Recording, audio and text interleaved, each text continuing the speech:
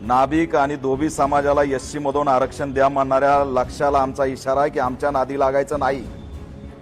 तुझी नौटंकी बस झाली आता।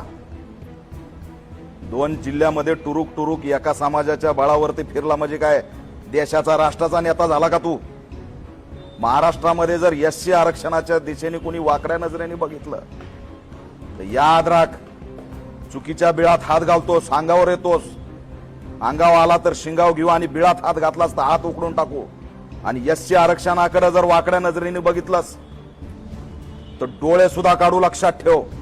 सिद्धनाथ महाराजची औलाद आहे, गळ्यात मडका आणि पाठीला झाडू भोगलेली औलाद आहे। मूळ आरक्षण डॉक्टर बाबासाहेब आंबेडकरांनी एससी एसटीला दिलं। 1978-1994 पासून या महाराष्ट्रामध्ये आरक्षणाचं भांडण सुरू आहे। त्यात कुठेही मागणी नव्हती।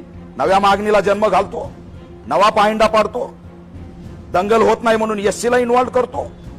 कुणाची सुपारी घेऊन आणि कुणाची तळी उचलून हे भाषण करायला लागलाय। मीडिया ट्रायल करतो, शिवराळ भाषा वापरतो, गावंढळ गप्पा करतो। अरे 4 भुरटे टकूचे घेऊन फिरला म्हणजे तू काय मोठा विद्वान गेला का लागून? कदापि खपून घेणार नाही। लक्ष आमच्या अंगावरती येण्याचा प्रयत्न करू नको। ओबीसीला समजलंय ओबीसीच्या आरक्षणाला धोका नाही, पितळ उघड पडतंय, दंगली होत नाहीत, सामाजिक सलोखा बिघडत नाही म्हणून आता एससीला इन्व्हॉल्व करताय। राज्य सरकारला, मुख्यमंत्र्यांना माझी मागणी आहे, मुख्यमंत्री साहेब, गृहमंत्री साहेब, हे योग्य नाही। याला रोका। याला तुम्ही पोलीस संरक्षण दिलंय म्हणून याची जीप चुरू चुरू चालायला लागली। हे पोलीस संरक्षणात बसून काही बराळायला लागलाय।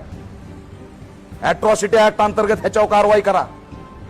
एससीच्या आरक्षणाला डिवचण्याचा प्रयत्न करतो।